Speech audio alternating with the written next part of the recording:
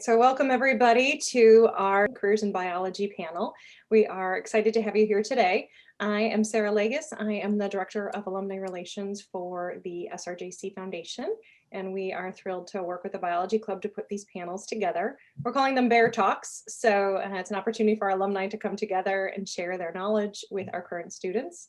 These are all recorded and posted online, and I can send you the links.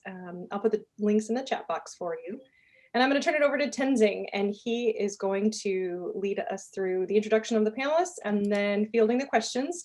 And I'll just be keeping an eye on the chat. So if anybody has questions or anything that they want to know from the participants, I'm going to go ahead and mute all of you except for our participants, and we will get started. Tenzing? Hey guys, my name is Tenzing. I'm one of the co-presidents of the Biology Club this year, and I work with Sarah to set up this alumni panels. We've been doing this for a couple since last year, and so we have a couple in the books. If you guys want to check those out, those are up. But yeah, I'm excited to get this started. We have Abigail Zoger, who is the one responsible, one who connected us all to the alumni. So shout out to her, and yeah, excited to get it started. Abigail, do you want to introduce yourselves, and then maybe have Sonali introduce herself as well? Okay, so yeah, I'm Abigail Zoger. So some of you know who I am. So exciting to see you. I am actually on sabbatical this semester, so I'm dropping in out of the blue here because I wanted to hear how this was going. Just to say that one of my goals for the Biology Club and for the biology students is that we build a network of SRJC alumni who support each other in their career pursuits. And that should extend from people who are at the JC to when they transfer at the transfer institution, to they go on to graduate school in their profession. There is nothing inherently better about a Harvard education other than they meet people who help them with connections.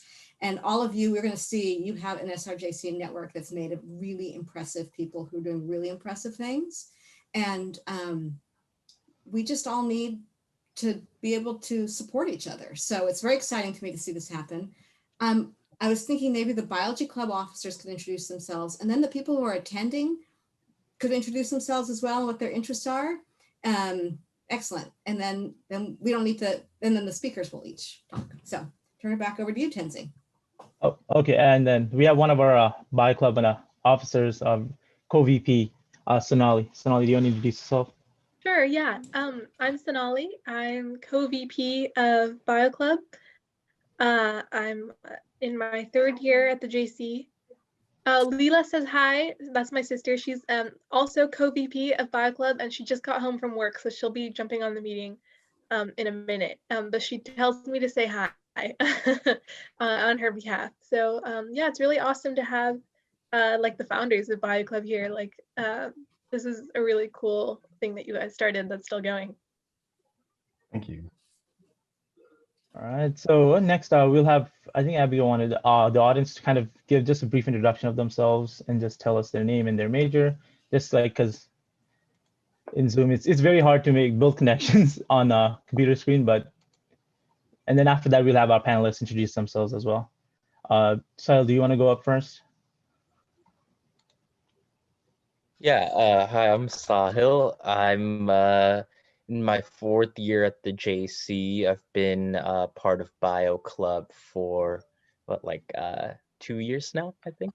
And yeah, just enjoying my time at the JC currently. I'm a little frazzled right now. I took a big organic chemistry test like a few hours ago, so I'm kind of dead now. But yeah, I'm not sure what else to say. Megan? Oh. Hey, I'm Megan. I started receiving emails from the Bio Club this semester. So I thought I'd check it out and see what's up. I recently declared bio as my major, but I don't know the specific area that I want to really focus on yet. I'm still kind of undecided and figuring all of that stuff out. So, and I'm Nikki. I am also in the same boat. I recently declared bio as my major. I always thought I might go down the medicine route, but I'm still not super duper sure. So just here to learn some stuff. Welcome, guys. Next, Nicole. I'm Nicole. This is my first year at the JC. I am a bio major, but I'm pretty undecided on what I want to do, but I am leaning towards veterinarian. And Amy. Hi, my name is Amy. This is my second year at the JC, and I'm an environmental science major. And I just recently joined the bio club. Welcome, Amy, as well. And Nima. Hi, my name is Nima. I am a first-year student, and my major is also environmental science. Okay, cool. All right, so everyone's introduced themselves, and now we'll start off with the panelists. So for the panelists, I would like you to kind of introduce yourself with your name, pronoun, and then your major, and giving a brief description of your current occupation. I think to like reduce confusion, we'll go alphabetical order for the panelists. So we can go with Dan, Jim, Julian, and then Teresa. Okay. Sorry. So my name's Dan. My pronouns are he, him, his. And I'm currently a first-year PA student at University of the Pacific Physician Assistant Students. At the junior college, I got 3 degrees in biology, chemistry, and natural science. Then I transferred to UC Berkeley, where I got my bachelor's in integrative biology with a minor in science and math education. And let's see, I'm sorry, what else did you want us to say? Oh yeah, give a brief description of your current job. Okay, so I'm currently a first-year physician assistant student, currently wrapping up my third of 3 semesters of didactic year. Shortly after our winter break in March, we're scheduled to go on our clinical rotation, so I'm waiting to hear news about that. And as for what a PA does, essentially it's a lot of PAs don't like being called this, but we're termed a mid-level provider. We're kind of somewhere between a physician and a nurse. And basically we can do what a physician can do, short of performing major surgeries by ourselves and owning our own practice, all under the supervision of some kind of physician. Okay, and next, Jim. Yeah, my name is James Freed. I go by Jim. Pronouns he, him, his. I was at the JC from 2011 2015. I then transferred to UC Santa Cruz. I got my bachelor's in ecology and evolutionary biology. And then from there, I was selected to be in the NOAA Commissioned Officer Corps, hence the uniform. And I went to a 20-week boot camp with at the U.S. Coast Guard Academy. So my job it's a rotational type job where I spend 2 years at sea on a NOAA research vessel conducting a variety of different marine sciences.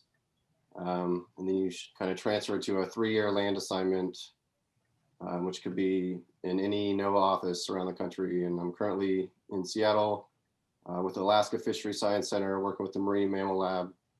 And I kind of manage some of the operations. I help facilitate a lot of the safety trainings. I help a lot with field work, collecting data, driving small boats, managing all of our small boat fleet, flying drones, a whole variety of stuff. So sounds all very cool. Like, and then next we have Julian. Hi, I'm Julianne. So I studied at the JC until 2015 when I finished my natural science associate and transferred to Sonoma State. Got my bachelor degree. I finished in 2017 at Sonoma State in biology. And I went the BA route, for those of you who are curious about BA versus BS. And then since 2017, I've been a resource ecologist for Audubon Canyon Ranch, specifically. So Audubon Canyon Ranch is an organization in Sonoma County and Marin County. We own several major preserves. I work at the preserve called Moodini Preserve that's just northeast of Healdsburg. So I'm the resource ecologist, which basically means I am the on-the-ground stewardship person. So I do a lot of the primarily invasive plant management is my primary directive. And in addition to that, for the last 3 semesters, I've also been a graduate student back at Sonoma State, part of a project that I helped out with as a undergraduate research assistant. I am now studying the impacts of the Tubbs fire on herpetofauna at the Pepperwood Preserve. So I should be defending my thesis on that sometime in the next 3 months or so. So I, again, for my professional capacity, I work mostly with plants, but then I also have involvement with amphibians and reptiles in sort of an academic capacity. And that's me. Thank you, Julian. And then last but not least, we have Teresa. Yeah. Hi. So my pronouns she, her, hers. Well, I went to the JC from 2007 to 2011, and I graduated with a associate in biology. That's where I met Abigail. And then I transferred to Sonoma State University, where I spent another 3 years, and I got a bachelor's in molecular and cell physiology with a minor in mathematics. After that, I moved from Sonoma County to the Bay Area, and I found my first job in a biotech company.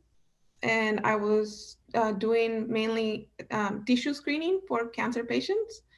After that, I don't know if you guys know Genentech, a biotech pharma company. So I started working there, and that happened in 2016. So I was there. I'm still there right now, part-time, for over 4 years. And I was doing also research on cancer drugs.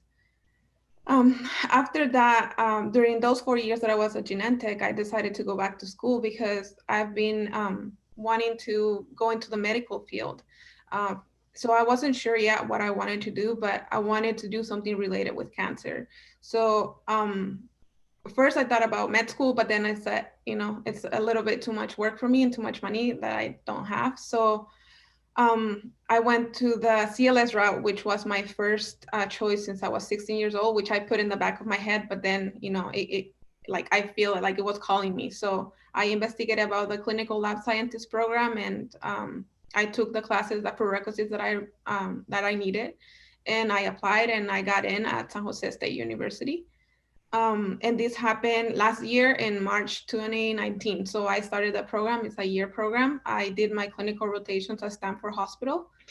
I was lucky to be picked by them. So so I trained with them. I graduated in March this year, and I took my California exam. I got my clinical lab scientist license. And soon after, I did want to stay with Stanford, to be honest, because it's a hospital that has what I wanted to do. I wanted to be in the bone marrow and the stem cell lab, but they didn't have openings at that time. So I went into biotech again, and so now I'm at a company that does genotyping for cancer patients. So we do tumor genotyping, so DNA sequencing for patients with cancer. So we pretty much do liquid biopsies.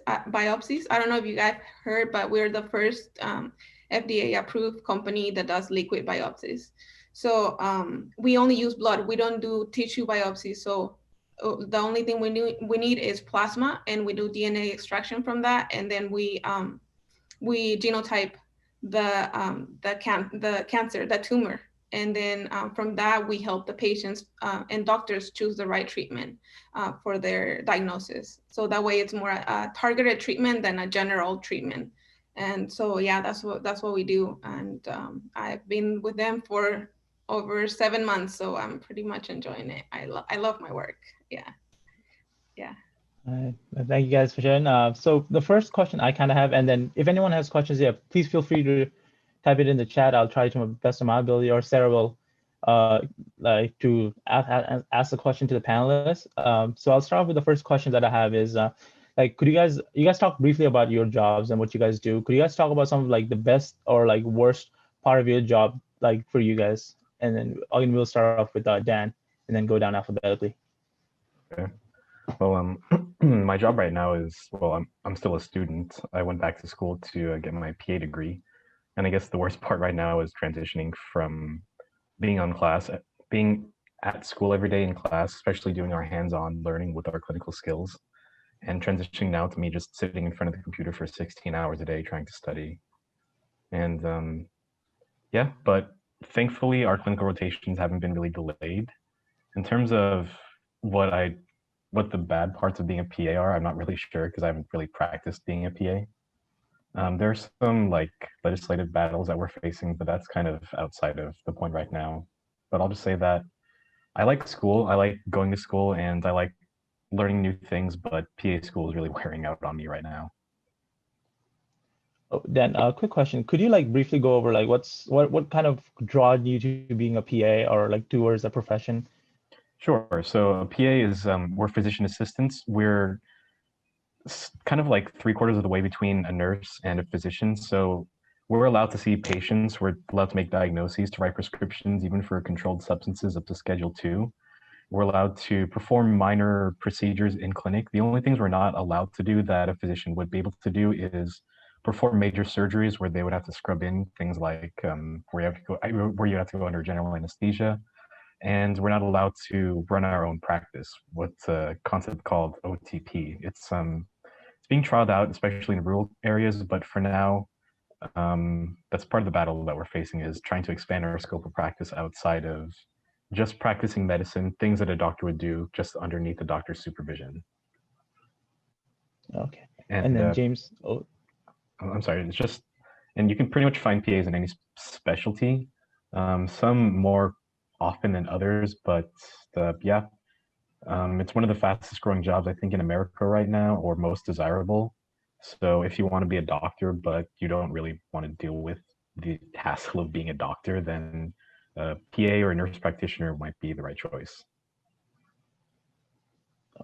Okay, thank you. And then next is James. Could you talk a bit about like your best and worst part of your job for you? Yeah, so my job is very unique. Probably so far the worst part had been the initial boot camp training. So you go to 20 weeks of intensive boot camp training with the Coast Guard. You're living in the barracks. You're just learning how to basically be a uniformed officer. But outside of that, it's been incredibly exciting. And basically from boot camp, you go to a ship for 2 years. And so on the ship, you're exposed to a variety of different types of jobs and a whole different bunch of people. And so with my experience, your main job is driving the ship. So I was piloting a 206-foot state-of-the-art research vessel. 8 hours a day, you're staying on the bridge, either docking, undocking, transiting on autopilot, or using the equipment to hold position and a dynamic positioning system, to just driving it, just kind of on your own manually and holding position to make sure the scientists that we bring on board can collect the data they need for their research. Outside of those 8 hours, you're on the bridge. You're then involved with a lot of different other tasks. So I was the diving officer, and so I managed all the dives we did on board and in port. I was the environmental compliance officer, and so I just made sure that we were staying environmentally compliant, not dumping anything we shouldn't be dumping over the side, stuff like that. I help with planning the trips, making all the routes for the navigation, managing all the safety equipment, planning drills. Yeah, so that was also probably one of the harder things, is being away from family. You typically sail about 200 days a year. You're working minimum 12-hour days to 16-hour days. So it's hard work, but it's very exciting. You're always doing different stuff. The most exciting thing on the ship was probably fishing. So you're fishing with large trawl nets to collect fisheries data.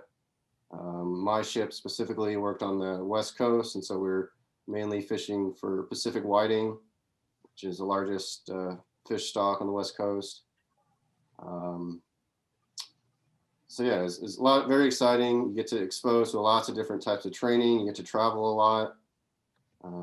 Do a lot of different cool stuff and work with a lot of cool different people all the time, and everything's always changing, so it's always new and never getting old.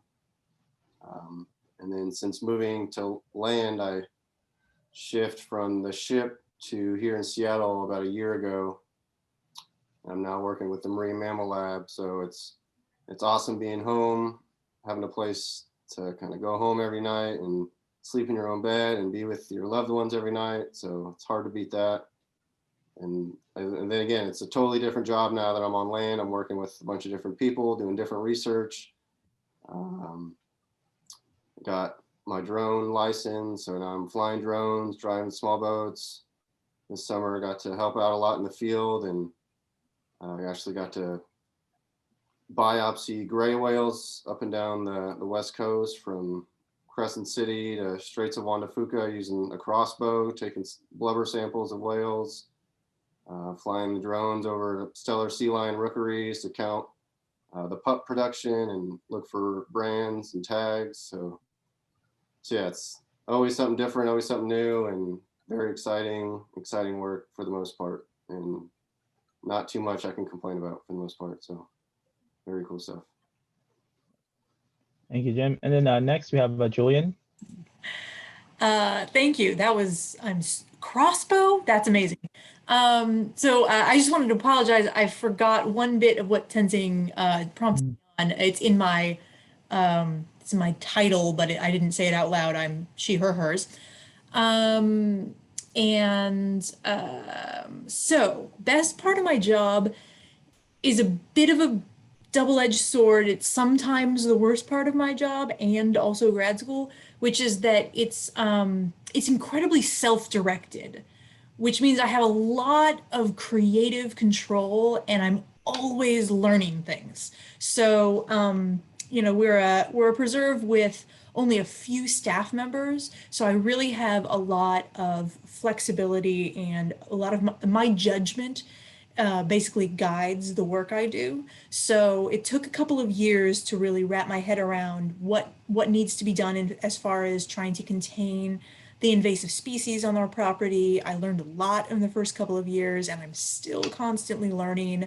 We're, you know, facing new species invasions, and we're also like constantly refining the way that we manage the species that we already know are there, and prioritizing and reprioritizing what we can possibly even attempt to do on our preserve. So there's a lot of it's not boring. It's never boring, which again, just to briefly say, the double-edged sword of that is that sometimes you are presented with a day of work and you have to kind of create it on your own. Even my manager doesn't always have answers for me as to what is the most important thing to do today, and what is possible to do. And that's also absolutely true of graduate school, is that, you know, I am the determiner of my thesis project, right? So my research is based on is based on my understanding of the concepts, and also my experience of the data and my analysis of the data. So it's very flexible and it works with me, and I get to make a lot of, I have a lot of freedom of choice, but freedom of choice, I think we all have experienced on some level, can also be a detraction. But I would like to say, on the flip side of that, even though that wasn't like a pure bonus, I do appreciate it, and I do feel like it fits me. So I would say that the most challenging part of both my job and graduate school has been like things beyond my control. So one of the things I loved about my job when I started it, it was the mandate to create opportunities for volunteers to come and join us in the work that I do on the preserve. That was a major attractor for me because I had started as a volunteer, especially in restoration and invasive management work. So I loved doing it. So I loved being able to invite people, but things beyond my control stopped us being able to invite people, like invite the public onto our land. So that entire part of my job has been gone for almost, I mean, I think a full 2 years at this point between, we burned entirely in the Kincaid fire. So the entire preserve that I work at was burned in that fire. And even before that, we had these major mudslides and it's really remote access. So things like that really limit my ability to work. In that same way, the whole COVID-19 shelter in place absolutely stopped me being able to have access to the preserve where I was collecting data for my graduate school project. So, you know, I took half a season of data and then simply could not continue collecting data for the rest of that season. So I, you know, the universe decreed what I could and could not do with my research, and that was very frustrating. So I think things beyond our control, I mean, maybe we're all very conscious of how that experience goes. Oh, and as a bonus to that, one of the best things about grad school is that you get to teach undergraduate lab courses. It's super fun.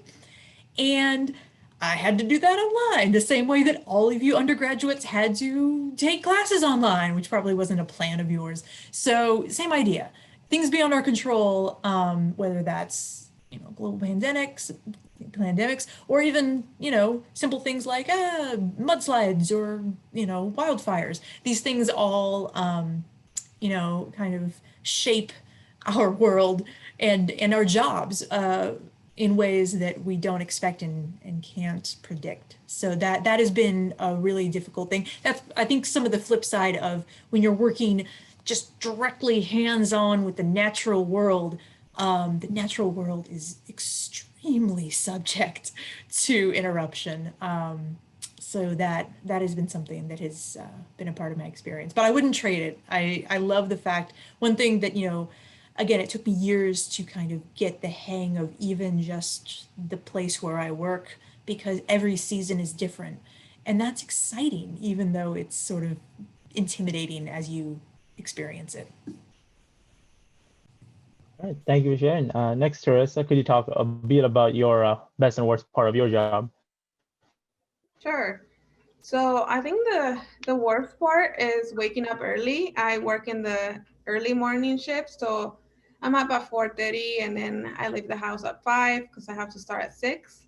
I have to commute, so I live in Hayward currently, and I have to drive across the bay. So I cross the bridge to Redwood City, where my company is located. So I think that's the worst part, getting to wake up early and then commuting. Sometimes the traffic can be really bad because the bridge only has like 2 lanes. So if you know there's a car accident, you're stuck in the bridge for hours. So yeah, I think that's it. I'm new to my job, so barely 7 months, and I'm enjoying it. Like yeah, I don't think I made a bad decision going there, honestly. It's a fairly new company. They just opened, I think, in 2015. So so yeah, it's a little risky, but I don't regret it.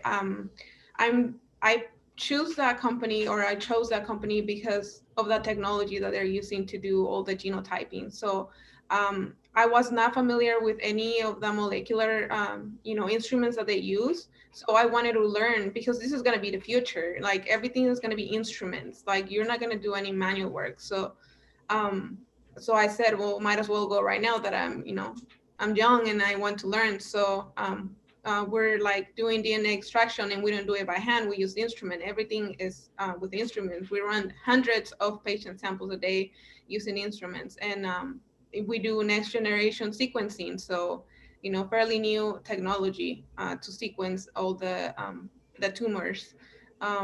And so the best part, I think, of everything is that we get to help cancer patients get recover. Some of them recover, after my team mainly focuses on patients that are terminally ill. So there is no other treatment.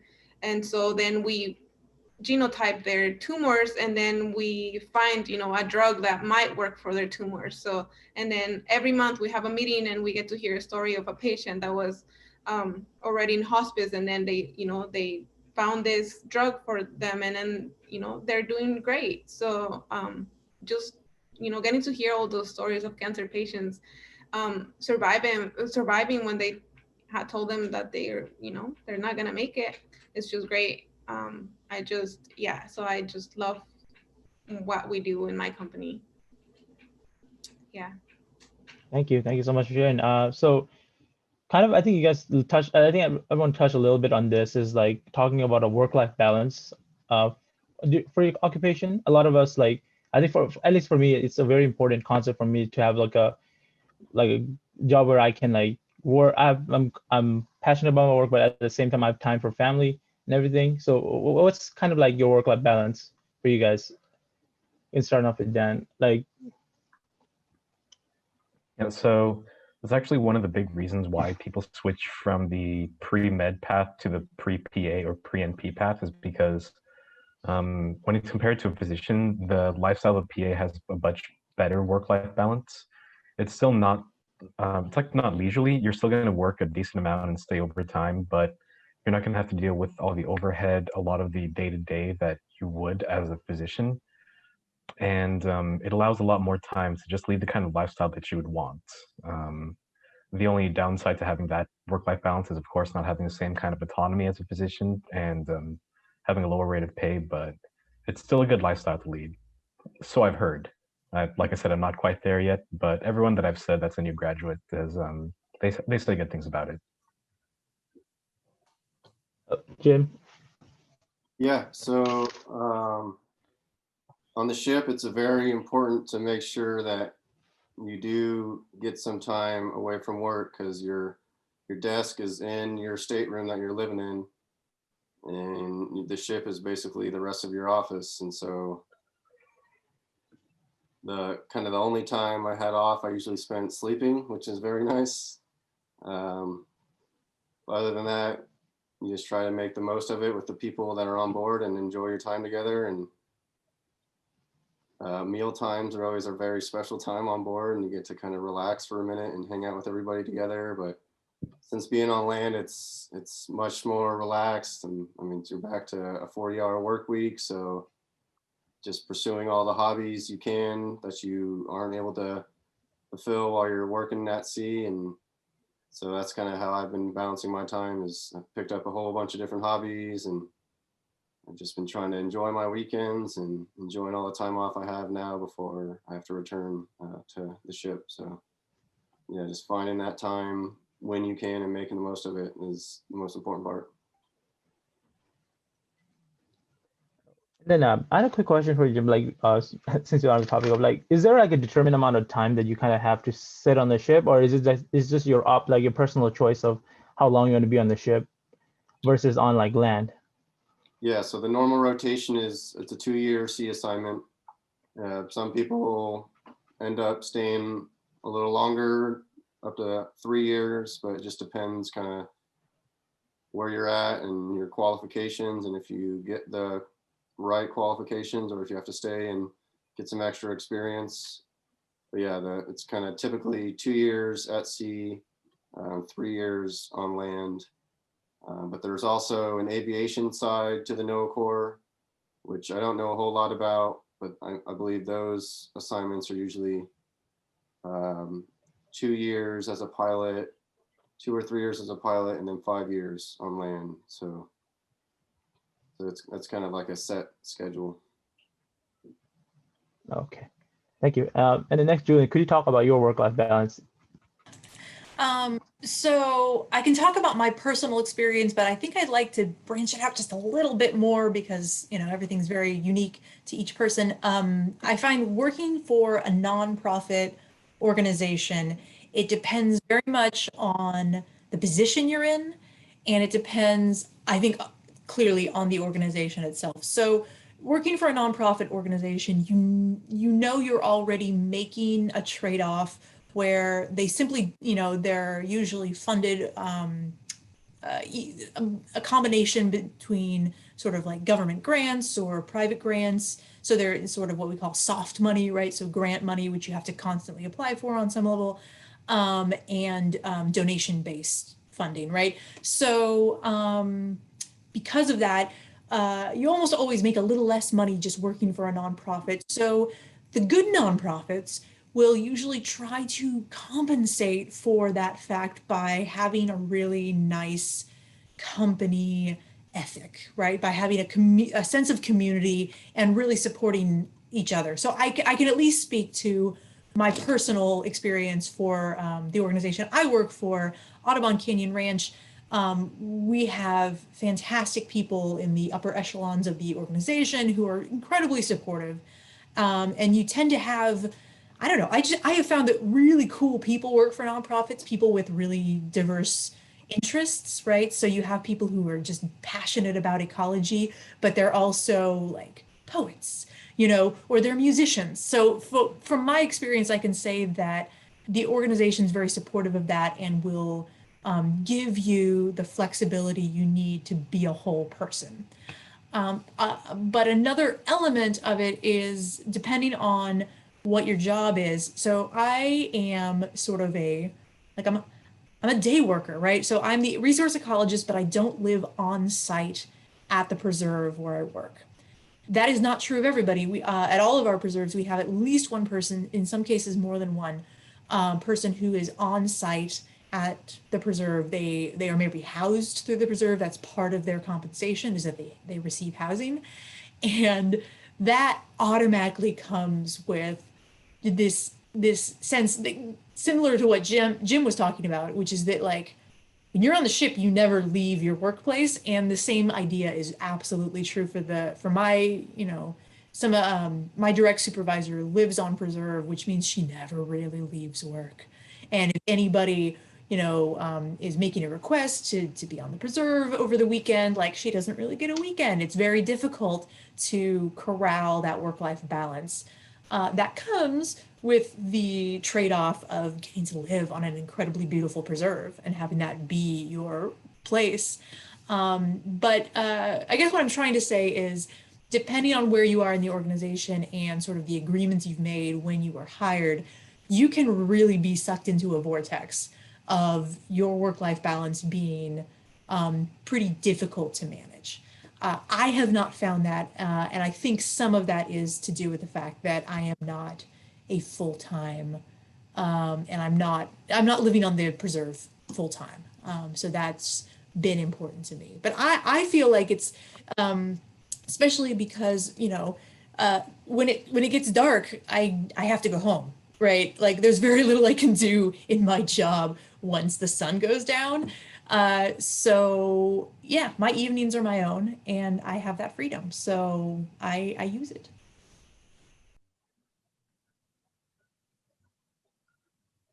Thank you for sharing. And then next, Teresa, could you talk a little bit about your work-life balance? Sure.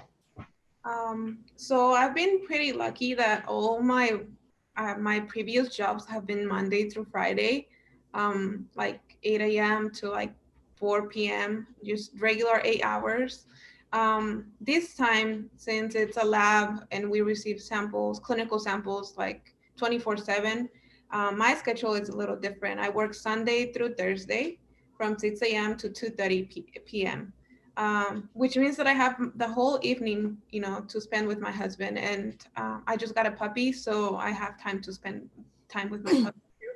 So it does really, that schedule really works for me because we're out at 2:30, and that means there is no traffic, no rush hours. So then I'm home by 3, so 30 minutes. So it's really good. And I like it, it works for me. But if in a CLS field, you can be in a hospital, you can be in a small hospital, you can be in a big hospital like Stanford. So depending on where you are, I'm in a biotech company, and I wanted to be in a biotech company because it's more relaxed. There is more structure, I guess, less stress. There's still a lot of work, but it's a little less stressful. In a hospital, you have to run the tests, you get the blood, and then within 30 minutes you have to give the results back to the doctors, you know. So they're like going back and forth the whole 8 hours, you know, nonstop. In a biotech, you have time to breathe, you have time to take your breaks, time to have your lunch, and then you can go back, you know, and then run more tests, and then, you know, it's easier. And I like it. I really do enjoy that. And if you want to be a CLS, you can be a CLS in a small hospital, which is almost the same as a biotech. You get less samples, it's more relaxed, you don't have to be stressing. So at a small hospital, you're not running urgent tests, so it's easier.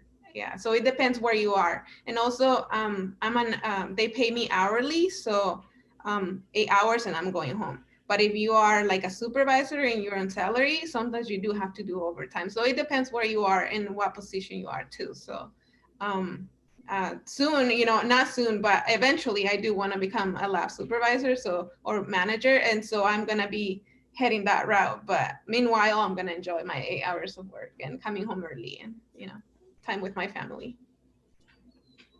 Yeah. Oh, thank you for sharing. And then, so kind of the last question I have, and then we can open up the floor for more questions from the audience is, what are the experiences like out of college that have like helped you so far, like in pursuing your career or even in your career right now? And we'll start with Dan again. So what actually drove me towards wanting to become a PA over becoming a physician, because I was pre-med until pretty much my last semester of my senior year in college, was actually meeting a PA on a medical mission and finding out what they do and what their scope is and kind of what their lifestyle is, which is what more appealed to me than wanting to be kind of the head honcho, the big kid on the block as a physician. And on being a PA, so in order to become a PA, in order to enter PA school, you have to accrue thousands of hours of healthcare experience. So in order to do that, first, while I was in college, I worked with social workers in Oakland and Fairmont. And then immediately after college, I became a scribe in the emergency room for about 8 months, while also becoming a health coach at a free homeless and Filipino-centered clinic in San Francisco. Then from there, I moved on to becoming what's called an ophthalmic technician, basically the person that does all the different eyeglass prescriptions, eye drops, gets you prepared to see an eye doctor. And I did that for about 4 years in 2 different clinics before finally being accepted to PA school. And definitely what guided me the most to being here is just speaking with young medical professionals to kind of see what path in medicine would be right for me. And like speaking with young physicians who are kind of, I'm not bashing on physicians, like people that want to become a doctor, I admire them a lot, but it's not for everyone. It very much was not for me. And yeah, basically everything that led me to being here right now is just working in healthcare, speaking with especially the younger people in healthcare that have just gone through what I'm about to go through to get their advice, and especially keeping close contacts with people like Abigail and other professors and instructors that I've had in the past that to help push me along and can help vouch for me as well. Yeah. Oh, thank you for sharing. Next, Jim. Yeah, so from starting at the junior college, basically going from new to biology, not a lot of experience.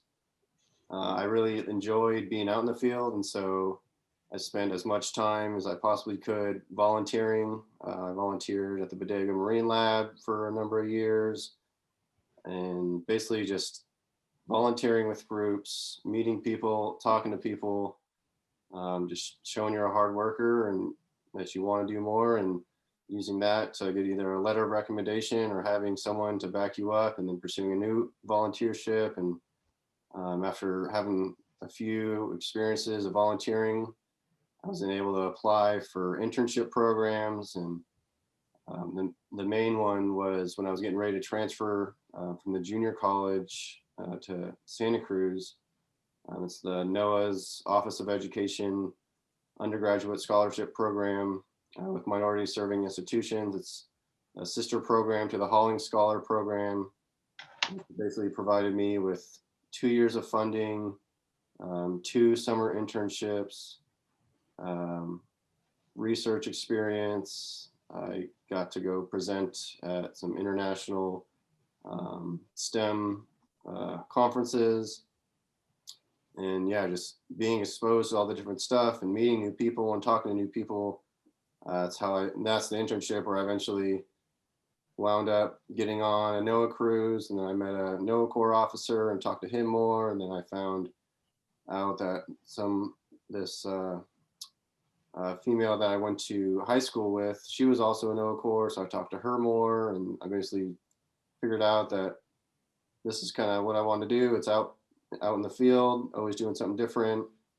And all the experiences before that, and having met all these different people, and I was able to just have all these great relationships that in the end led to really good letters of recommendation. I got accepted for this program. So yeah, I would just say networking, volunteering, just meeting people and working, just good work ethic, and just trying to pursue your goals and trying to do your best, and yeah, meet new people and networking, and just that's kind of helped guide me. And then also, like Dan mentioned, having a mentor and staying kind of close with a lot of your professors. I'm not sure if anyone at the JC there has worked with Bob Rubin, but he was with the JC for 50 plus years, and he kind of mentored me for a year, and I'm still very close with him. And a lot of the JC instructors, as well as a lot of the big instructors that I really liked at the Santa Cruz. And so just, yeah, keeping in contact and always having those professional people that can help guide you with their experience has helped me lead to this position. And I'm very happy and very fortunate to where I've gotten today. Oh, thank you for sharing, Jim. Next, Julie, could you talk about some of your experiences in college that have helped you so far?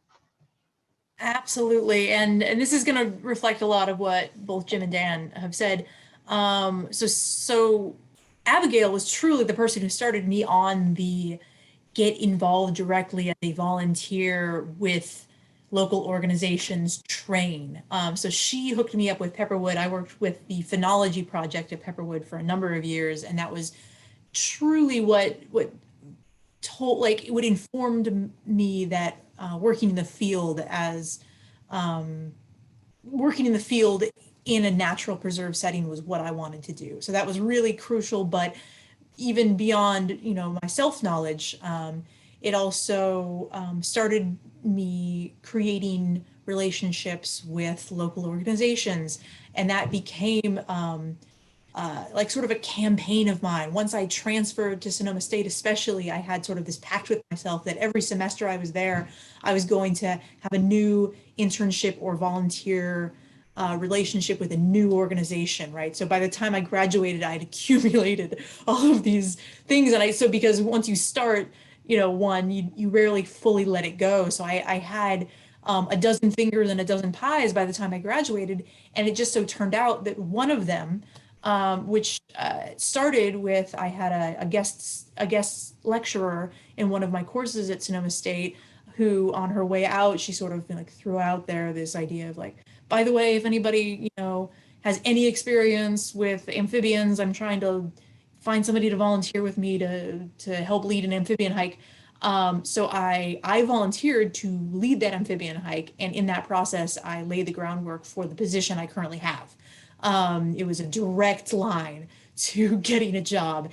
And again, it wasn't like that was the only fishing line I had thrown out there. I was working still with Pepperwood, and I had an internship with Laguna Foundation, and I don't even want to start trying to recount all of the ones that I had engaged in by that time. But it's so crucial, and I know it's so frustrating because you're spending so much time and energy on your coursework, and you're going to get great things out of that. And I do want to make a shout out, while you're going through it, especially when you're out there volunteering, it almost feels like your coursework is the least important thing, but I do still draw from the information I got in my coursework. So it's not nothing, but it's 100% true that you have to get out there, because you're going to be basically interviewing different organizations in different positions and different opportunities to see if they are what you want to pursue. but you're also, as James said, or sorry, Jim said, you know, you're also creating a reputation for yourself as a go-to person, as somebody who is, you know, bright and hardworking and all of those good things that organizations are looking for when they're looking to fill positions. So it's a very much a two-sided experience. So you can't say enough about that. You know, when doors are open, if you have anything like the bandwidth to walk through them, you should do it. Even if, you know, you get, honestly, by the end of it, the best thing was when I would try something out and I would be like, oh no, I don't need to do that for the rest of my life. And by a certain point, I was like, oh, phew, because all of these other things seem like great ideas and I want to do all of them. So, you know, give yourself the chance to try everything, because you never know what will sound like a great idea but not actually be for you, or what doesn't sound like the perfect thing on the surface but will turn out to be, you know, your passion for the rest of your professional life. Yeah. Oh, thank you for sharing, Julie. And then next we have Teresa to talk about some of your experiences in college that have helped you so far. Okay, well, so my journey is a little long. It started back in Mexico when I was 16 years old. So that's where I found out I wanted to be at CLS. Over there in Mexico, you start like kind of technical school a little earlier than here. So I got accidentally put into microbiology class, which I've never been in a lab before. So the smells were totally new to me. And all these instruments, I had never seen a microscope in my life. I came from a little town to this school in the city. So it's like, it was just like so surprising and so amazing to me that I fell in love with the lab. So then I said, well, maybe I want to be a clinical lab scientist like my professors. And then a year later, I moved to the United States and I started high school. I got diagnosed with acute lymphoblastic leukemia. So I dropped out, so finished my senior year at school, had a bone marrow transplant during that year. So in 2007, I decided to go to the JC and finish my English classes. And so that's why it took a little longer for me to transfer, because I had to finish all my English before, because I came to the United States knowing no English, so I had to catch up. And then at the JC, I met Abigail and Gail from chemistry. And then pretty much they both were my mentors. And Darcy from the MESA program and Luz from the pre-health. So I had like good pillars over there. Like they're supported me through, you know, the whole JC experience. And thanks to Abigail, I was able to get into the UCSF internship at that lab, doing actually like research with mice and cancer drugs. So that's where I got more introduced to the lab and to the research. So I said, well, maybe I want to do research. And so I put the CLS thing on the back of my head and I said, well, maybe I want to do research and I'll focus on this. So that's how I went to Sonoma State, and then I decided to focus on molecular and cell biology, but then something happened and we were not able to take the courses for molecular and cell biology, so I had to go with molecular and cell physiology. And after I graduated, I found a job over here in the Bay Area in a biotech company. And it's always been oncology driven. I've always wanted to help cancer patients because of my experience. So that happened because of my experience.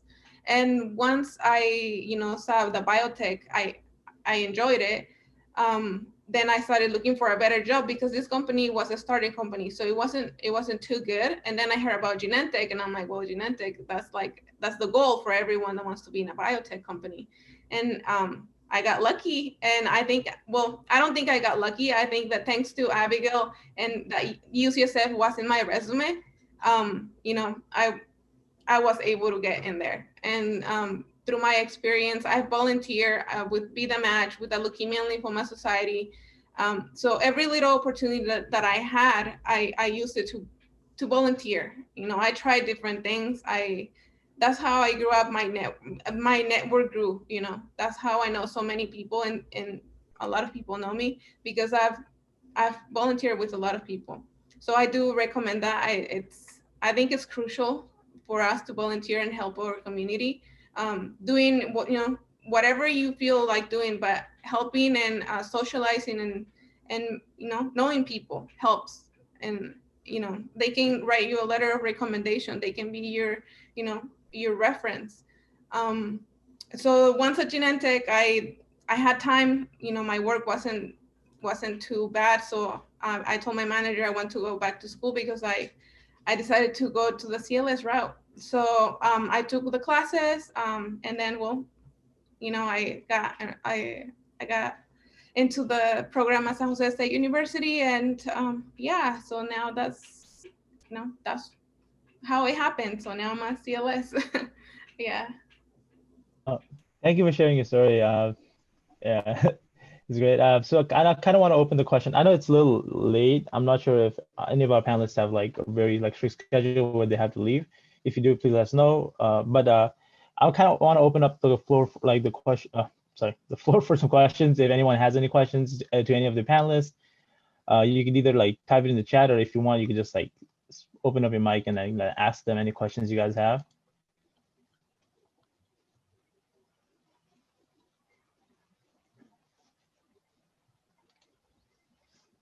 I have a question. Go ahead, I was wondering if you guys had anything that, moving on from your experiences at the JC and transferring, is there anything that you wish you would have done or known, I guess? Yeah, so I can start. Definitely, as soon as you transfer, try to look for the transfer resources at your school, because UC Berkeley has a transfer center, but I didn't actually know that until about a week before I graduated. And making use of the resources and guidance there could have been very helpful. But definitely touch base with your other transfer students there. That's where I found the most support, is people transferring to that college from other junior colleges. And just know that you're going to be transferring at the junior level, and whatever level that is will probably differ from what you're used to at the JC. So just be ready for kind of a culture shock. That's what I experienced at Berkeley, at least. But you'll get through it. And I unfortunately have to leave at 7 for another meeting. So is it okay if I excuse myself? Oh yeah, sure. Oh, I want to kind of thank you then. I was gonna eventually thank all the panelists, but thank you for coming and making time for us in your schedule. Are you willing to, Dan, are you willing to put your email in the chat if people wanted to contact you directly? Sure. So this is the email that I check most often. If you have any questions about JC, college, especially UC Berkeley, because it's pretty different from UC Davis and from other schools that people from the JC regularly go to, or healthcare experience before graduate school and getting into PA school. That's all the stuff I could help out with. Oh, and I also did some research at the Bug Institute. So if you had any questions about that, feel free to give me a message as well. Oh. Thank you so much, Dan. Of course. Thanks, everyone. Good seeing you, Rowan, especially you, Abigail. I'll try to email you with some updates soon. Yeah. Take care. Hang in there. I know that the medical education is notoriously grim, but it's great. Yeah. It is, yeah. All right. Well, good night, everyone. Okay. Good day. Oh, and I think Dan answered the question. Does other panelists want to contribute to Catherine's questions of what do you kind of wish you had done when you were at the college? I can add to it. I would say, looking back, going in with a plan. So like Dan mentioned, you're transferring typically as a junior level student, and coming from the JC, where you're usually in much more involved hands-on classes with lab components. That's a really sought after skill that a lot of students that go directly to a four-year college don't get until starting their junior year. So if you want to do research, reach out to a lab, reach out to a number of labs, tell them you're interested, kind of look into the lab, read their papers, just try to connect, and you're more than likely they're gonna let you come and put in time and free labor to help them collect data and just, and then eventually that could eventually lead to like your own research project. So I think going in kind of with a plan and trying to get what you want and being upfront and doing that before you get there, like the entire summer leading up to it, speaking to different advisors and stuff like that was very helpful to me. And I only did it because the internship I had required us to do it. And so that's what I would suggest.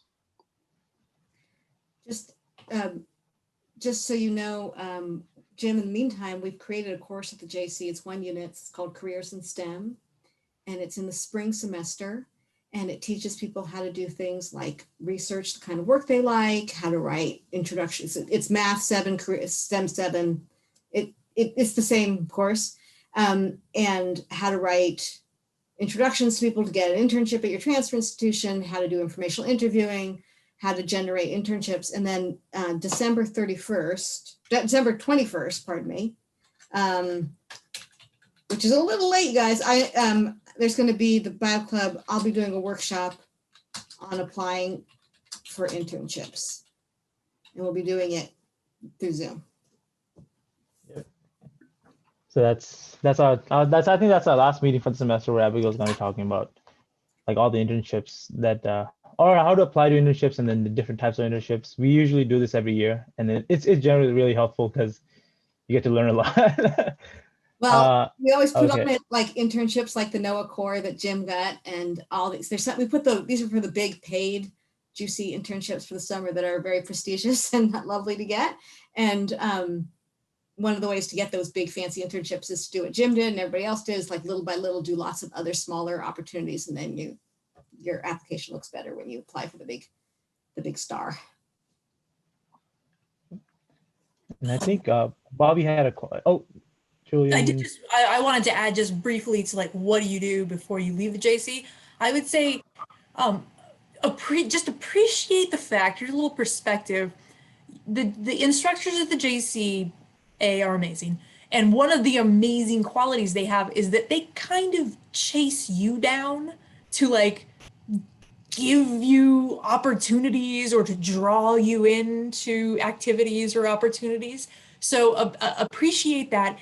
Try to notice what they are offering you, because when you transfer, no matter where you go, the relationship is going to switch to some extent. And I transferred to Sonoma State, which meant I transferred to the gentlest possible version. Like, something that Sonoma State really prides itself on is like their university with really small class sizes, and your undergraduate advisor even will really reach out for you.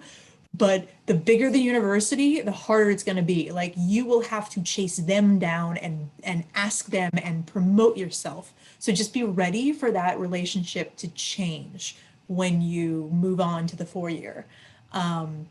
Because it really is, all those things we were saying before, all those out of the classroom opportunities, like you want those, and you want to be one of the few students that your upper division professors notice enough to give you those opportunities. Yeah, I think I want to add to that too. So it is good to build a relationship with your professors in that, the upper division classes, because a lot of my jobs have asked me for letters of recommendations from professors at the university. So if you didn't build a relationship with a professor, you're not going to be able to ask for a letter of recommendation. And so, so you got to be able to meet, some of them, and most of them usually have activities on the side that you can go, and little projects that you can help. When I was taking my prereqs for the program, for the CLS program, I was taking a medical microbiology class, and my professor was asking, I have a convention coming, or like, if you guys want to come, send me an email and I can get you in with a pass and for free. And I'm like, well, I'm gonna need a letter of recommendation, so I might as well get to know her. So I did it. I went and I got a great letter of recommendation from her, because she had her own lab.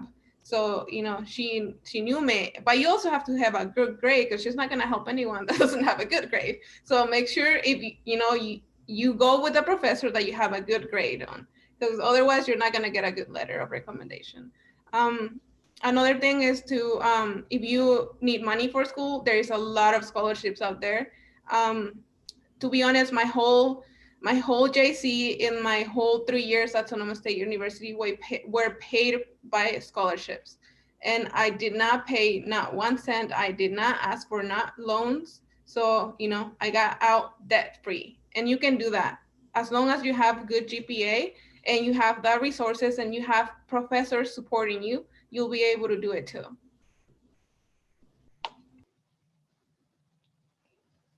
Thank you guys for sharing. I think Bobby had a question about barriers in your career. Do you want to elaborate a little bit on that, Bobby? Or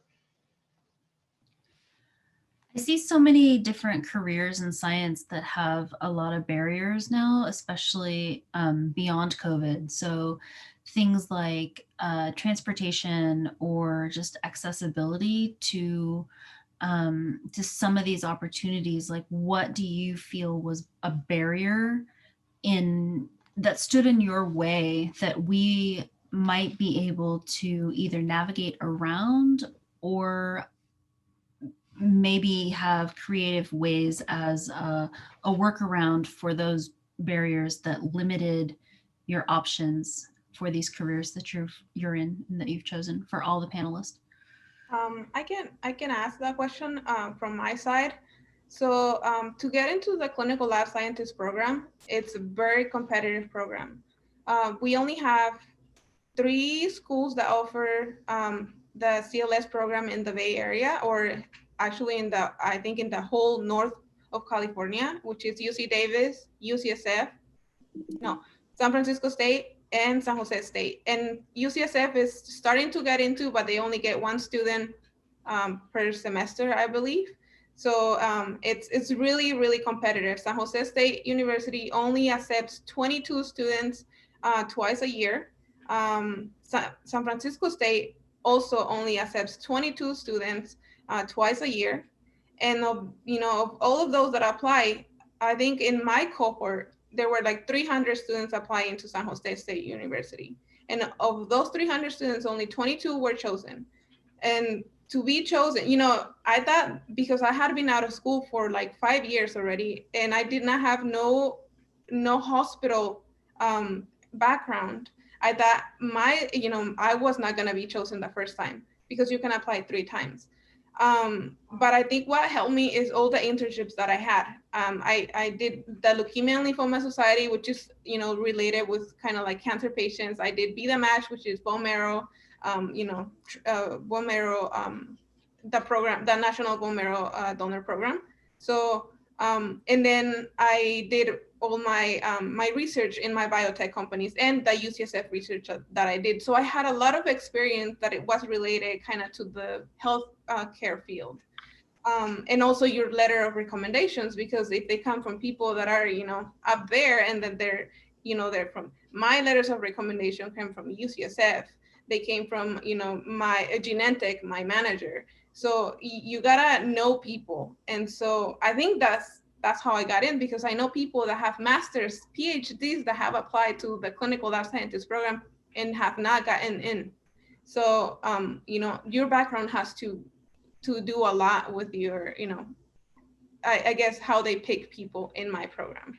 Yeah. So and if I could just jump in and say that sometimes it feels from a student's perspective, like, how do I get to know people so I can get a job, which will allow me to get to know people so I can get the next job? Like, where do you jump on that merry-go-round? And I'm actually not, the careers in STEM course is really our answer to that, is trying to trying to get Julianne or Teresa or Jim or Dan to have an internship is great, or Catherine, or Cassie went to get an internship. That's really wonderful. But I also feel like we needed to, there's the teach the person to fish versus give them the fish sort of thing. And the careers in STEM classes, trying to teach people the skills. How do you create that network when you don't have one to start with? And it turns out it's really not that hard to do. It's so not hard to do that I can just give people a template and like, here's how you look up names of people.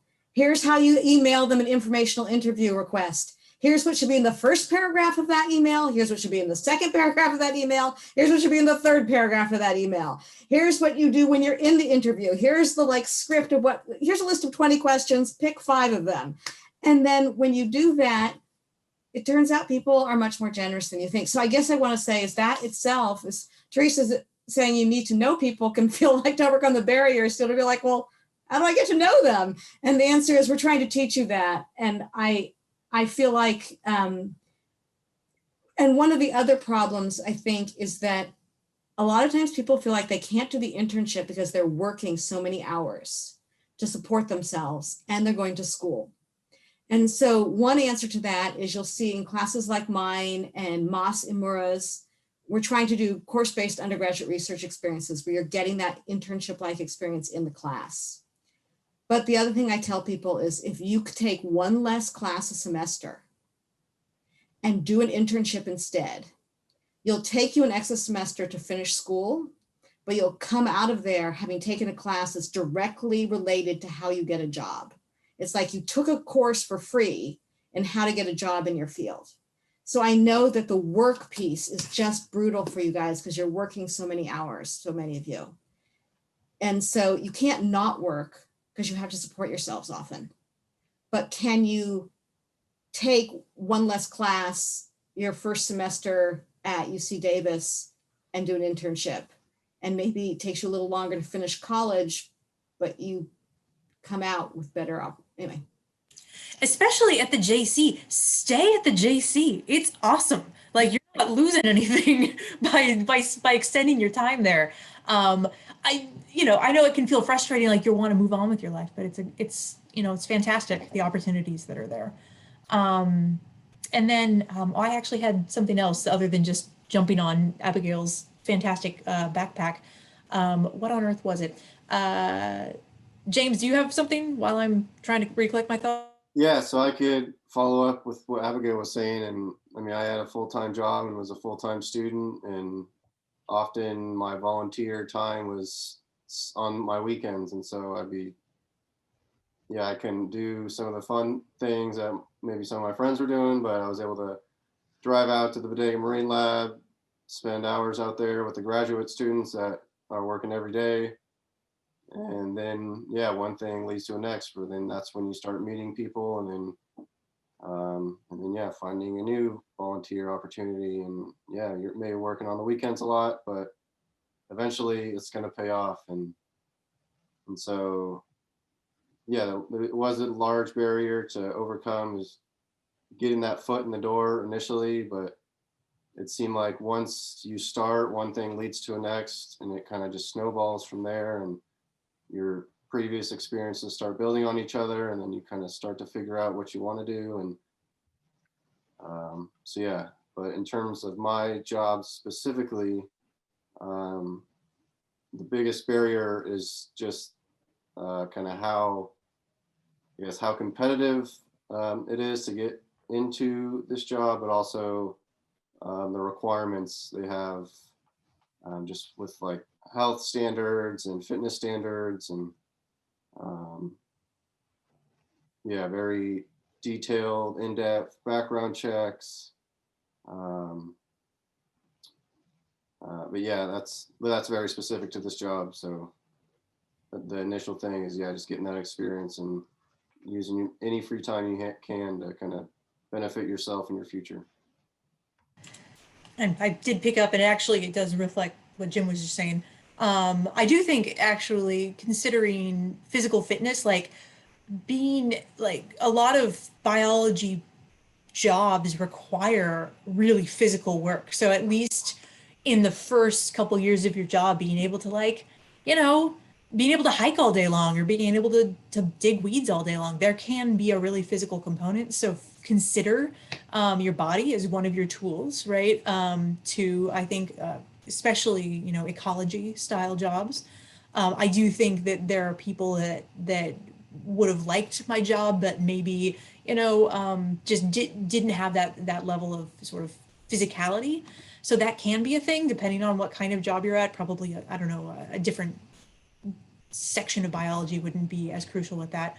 And then also, like to go back way to my beginning thing, the idea that I have a really, really self-directed job, being able to demonstrate that I had done research and I had completed projects that I was under my own supervision for, was really important. So when you're looking for volunteer opportunities and internships and whatnot, consider trying to build in some sort of deliverable, because that will give you, like, and by deliverable, it can be like, I presented a poster at a conference, or it can be like, I created a complete plant list for this, organization, or whatever it is. But being able to really talk in concrete detail about things that you have accomplished can be a leg up beyond just, I put in such and such number of hours working with this organization.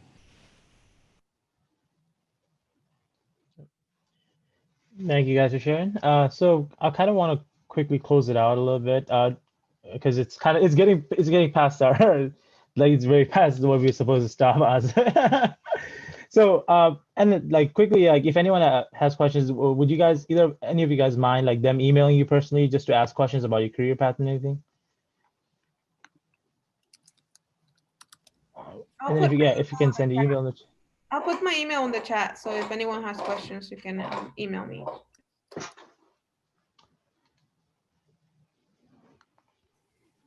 So exciting to see you guys. I'm so sorry that I don't get to see you regularly. This is like my secret way of catching up with wonderful students.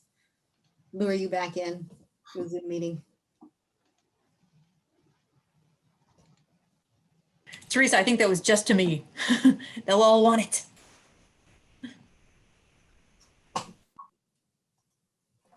Yeah, I wish I were in a position where I could, like, invite you out to shadow me and check out what I do on a daily basis. That is not currently the case, but when the world changes again, we have a really big open door policy. So highly recommend you just keeping up to date. In fact, I think Tenzing has come out more than once to Modini, so he can represent me in that way. I am absolutely, I love to have people come out and see what the work is like.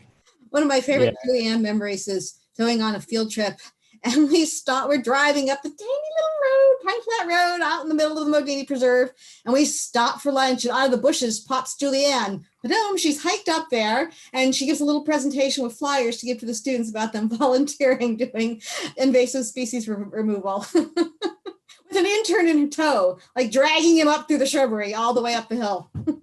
Yes, that was a fantastic day. And a coworker of mine had invited me to come give a little spiel. I had no idea I was going to see Abigail and Peggy at that moment. It was so exciting. Yeah, I've worked a couple of times with Julian and like working. I mean, I kind of like working in the field because it kind of gives you a mental break, because you just have to focus on the work in hand. You don't have to think about anything later on. So it's a very good way, not just to like get experience, but also just to relax yourselves out sometimes. So yeah, it's an interesting experience, because it's lots of intellectual processing goes into the planning of what we do, but you do a bunch of that and then you just go out and pull weeds. It's the binary experience. All right, guys, with that, I want to kind of close out the meeting. I want to thank all our panelists for coming in. Jim, Teresa, Julianne, thank you so much for giving us your time and then sharing us with the experience and all the knowledge that you guys have. So yeah, Sarah, Abigail, do you guys have anything else? Or even Bobby, who's my co-president with me for the Bio Club. Well, just have you guys think about what you'd like to do next semester. Start thinking about the kind of bear talk we should do next semester. Oh yeah. So good to see you guys, and hang in there. I know it's all crazy times. The day will come when we'll be able to see people in person again. Thank you. Good night, everybody. Thank you. Hi guys.